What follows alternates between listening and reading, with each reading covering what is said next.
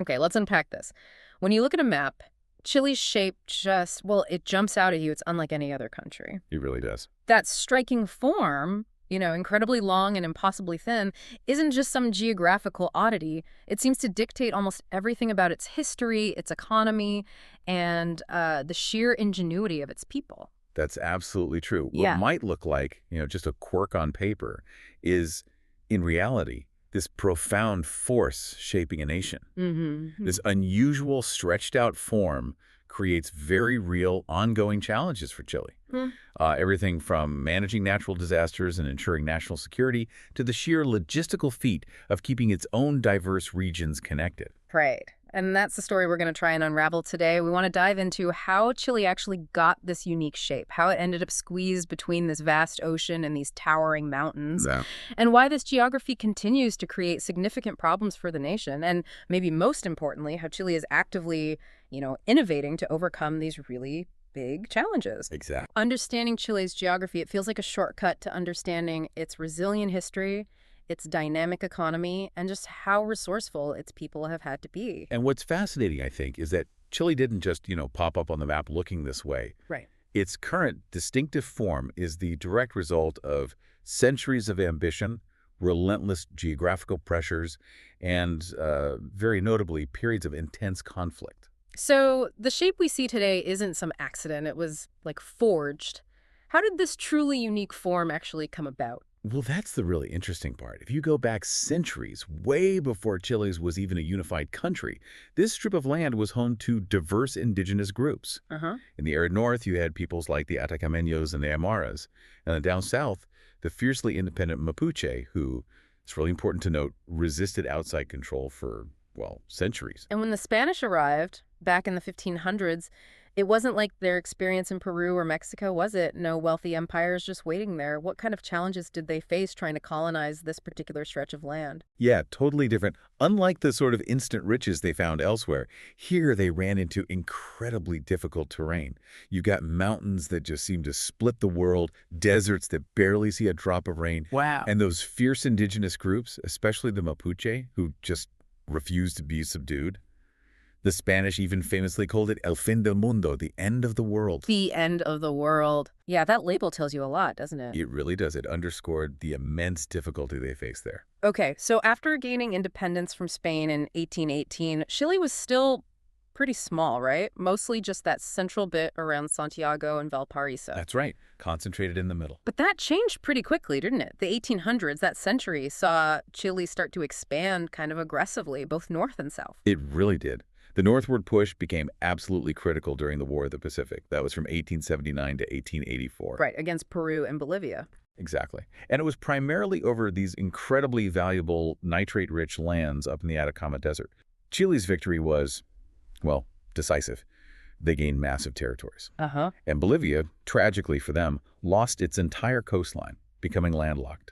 That single conflict added over 500 kilometers to Chile's length and secured huge mineral wealth. Wow, 500 kilometers just from that war.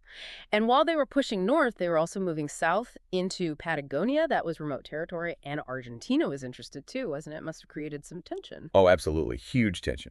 But it was resolved, eventually, through a series of pretty intense negotiations and treaties. The big one was the Boundary Treaty of 1881.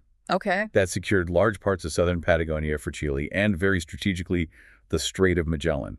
That gave them control over key shipping routes right at the bottom tip of the continent. Got it. So by the early 20th century, maybe the 1900s, this ambitious expansion had completely transformed Chile. That's totally transformed. It stretched over, what, 4,200 kilometers top to bottom? That's like the U.S. coast to coast, roughly?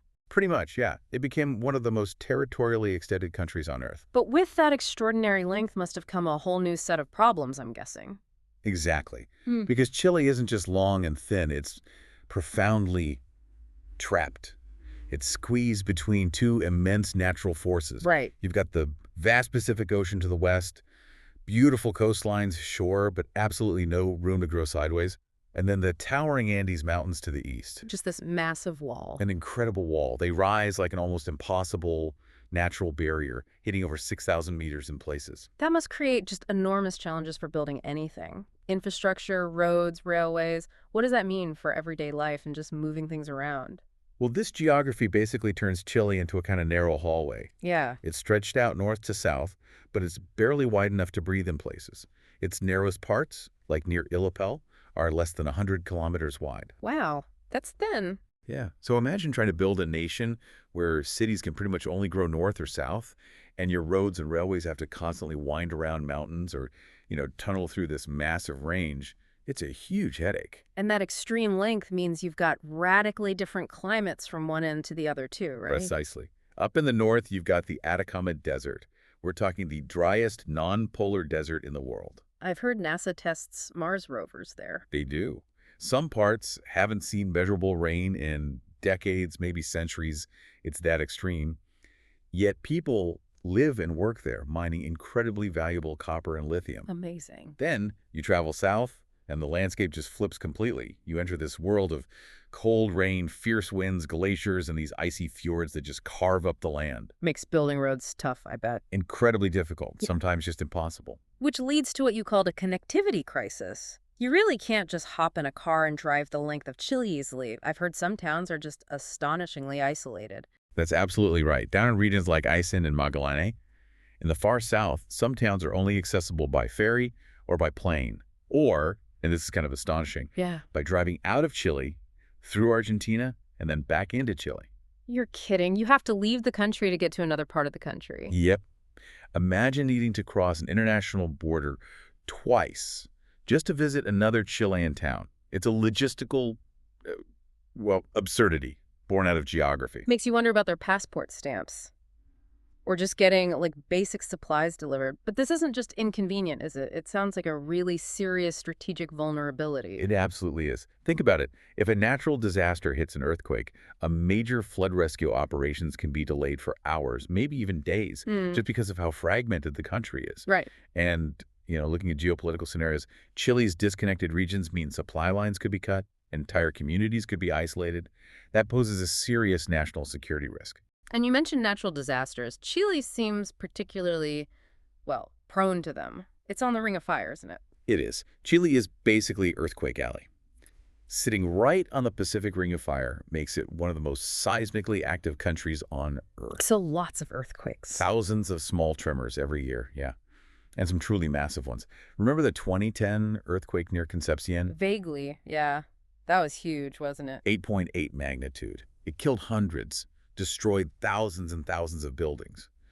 That quake was actually so powerful, geophysicists calculated it literally shifted the Earth's axis slightly No. and shortened the length of the day by a tiny fraction of a second. That's incredible, mind-boggling power. And when disasters like that strike, I can only imagine the long, thin shape just makes rescue and recovery efforts even harder. It absolutely compounds the problem. Aid can take hours, often days, to reach affected areas, particularly down south or in isolated mountain areas. A state-of-the-art hospital in Santiago doesn't help someone trapped in a remote village 2,000 kilometers away if you can't get help there quickly. Sure. And this isn't just about major disasters. Even in normal times, everyday life in Chile demands this huge effort just to stay connected. Flights from the far north, say Arica, to the far south, Punta Arenas, can take over 5 hours. Wow. And cargo trucks. They frequently have to do that detour through Argentina we talked about, just to bypass impassable terrain within Chile itself. The further south you go, generally the harder life gets, not because of the people, but purely because of the relentless geography. And this geography, it must profoundly impact Chile's economy and society, too, beyond just logistics. Oh, absolutely. That's a really key point. The stretched out shape directly leads to a very uneven population distribution. Right. Most people live near the capital. Exactly. Most Chileans live in the central region around Santiago. We're talking nearly 40% of the entire population clustered in or near the capital. 40%? Yeah. It creates a highly centralized country where almost everything, government, major businesses, finance, it all happens in one concentrated place. And that concentration must create significant regional imbalances. Like, opportunities must vary wildly. They do, dramatically. Santiago and its surrounding areas, naturally, they have the best hospitals, the top universities, the best roads and airports, the most job opportunities. Huh? But if you go way up north to cities like Arica near the Peruvian border or travel way down south to Punta Arenas near Antarctica, it's a completely different picture. How so? These areas often struggle. Fewer jobs, less investment, slower infrastructure development. It leads to real disparities in opportunity and, frankly, quality of life across the country. And let's connect this to trade. Chile's economy relies heavily on exports, right? Over 30% of its GDP, I read. Things like copper, lithium, wine, salmon, fruit. They're huge producers. Absolutely. A major export powerhouse, especially in certain sectors. But how does this extreme geography affect their ability to actually get those goods to market competitively? It creates significant hurdles. That long, narrow shape means just transporting goods, say, from a mine in the north or a salmon farm in the south, just getting it to a major port can take days. Days, wow. Yeah, and that adds substantially to costs and slows down the whole trade process. Even though Chile has really advanced ports like Valparaiso and San Antonio, Uh-huh. the country's extreme geography means exporters often face much higher internal transport costs just to reach those ports. A single product, like, say, fruit from a Central Valley farm heading overseas, might require this complex chain of trucks, maybe trains, possibly even short sea routes within Chile, just to get it loaded onto an ocean-going vessel. So that must raise their overall costs, potentially delay shipments, and make Chilean exports less competitive compared to countries with, easier, flatter terrain nearby their ports. Exactly that. So while Chile is often, and rightly, praised as one of Latin America's most stable and successful economies, its geography constantly forces it to work harder and smarter just to stay in the game. It's this perpetual test of efficiency and ingenuity. Okay, so given all these challenges, the earthquakes, the isolation, the logistical nightmares, it would be easy to think Chile is constantly sort of on the back foot, but I understand they're actually finding ways to adapt, even leverage their unique situation. How are they doing that? Yeah, that's where the Chilean ingenuity really shines. They understand, fundamentally, that their shape isn't going to change. You can't flatten the Andes, you can't shift the Pacific Ocean. Right. So instead of fighting geography, they're adapting. And in some pretty innovative ways. For instance, they've invested massively in digital connectivity, high-speed internet, satellite links. To bridge the physical distances. Exactly. By 2022, something like over 90% of Chileans had internet access. That's huge. It brings previously isolated remote villages into a vital digital network for communication, commerce, education. That must have been a monumental undertaking, though, laying cable across mountains and deserts. Oh, absolutely monumental. The terrain itself was the biggest hurdle, laying fiber optic cables across deserts, through mountains, even under fjords in the south. It takes enormous effort and investment, Sure. but the commitment has been there. They seem to view digital access almost as a fundamental right now, and definitely as a tool for national cohesion. And in those really remote spots, they're getting creative, using drone deliveries for supplies, setting up solar-powered microgrids for energy, developing small regional airports just to maintain essential links. And Chile also knows it can't do everything alone, right? I heard you mention something about surprising cooperation with neighbors earlier. Yes, and that brings us back to a really important point. Pragmatism and neighborly cooperation. Chile is actively working with its neighbors, especially Argentina. Because it's sometimes easier to go through Argentina. Exactly. In some parts of the far south, it's actually faster, easier, and cheaper to move goods or even people out of Chile across a stretch of Argentine territory and then back into Chile, rather than trying to ship them directly through really challenging Chilean terrain. That's fascinating. A pragmatic acceptance of reality. It really is. Yeah. A recognition that sometimes the best path isn't the most direct one on the map. And they're also investing in some pretty ambitious infrastructure projects, especially down south, you mentioned. Magallanes, Tierra del Fuego. What kind of projects are we talking about? Well, they're building more ferries, crucial bridges, tunnels, anything to better connect those isolated towns. But these are monumental long-term undertakings. Like the Carrera Austral, Route 7. Ah, the Carrera Austral, yes. That's maybe the ultimate example. The Southern Highway. It was started way back in the 1970s, actually during the military dictatorship under Pinochet. And it wasn't just about economic development. It was very much about national control, national sovereignty. There was a fear that the isolated South could become vulnerable to, outside influence or even claims. So it had a strategic purpose, too. Definitely. But building it, it required cutting through incredibly dense forests, sheer mountainsides, crossing raging glacial rivers. It's an epic feat of engineering. And it's still not fully finished, is it? That's right. Even today, after nearly, 40-plus years, parts of it are still incomplete or can only be crossed by ferry or boat. And maintaining it is incredibly expensive. It's constantly being damaged by landslides, floods, volcanic activity. It really embodies that relentless struggle against an adaptation to the geography. That's a perfect example. And beyond just the physical infrastructure, it sounds like Chile is also trying to leverage its other strengths.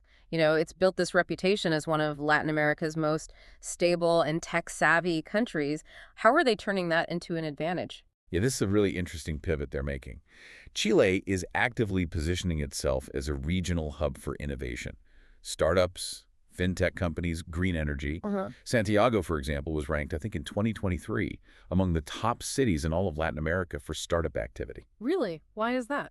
Well, partly thanks to government-backed incubators like Startup Chile and generally investor-friendly policies. They're consciously trying to foster this ecosystem where new ideas can thrive, almost turning the challenge of their geography into a driver for innovative solutions.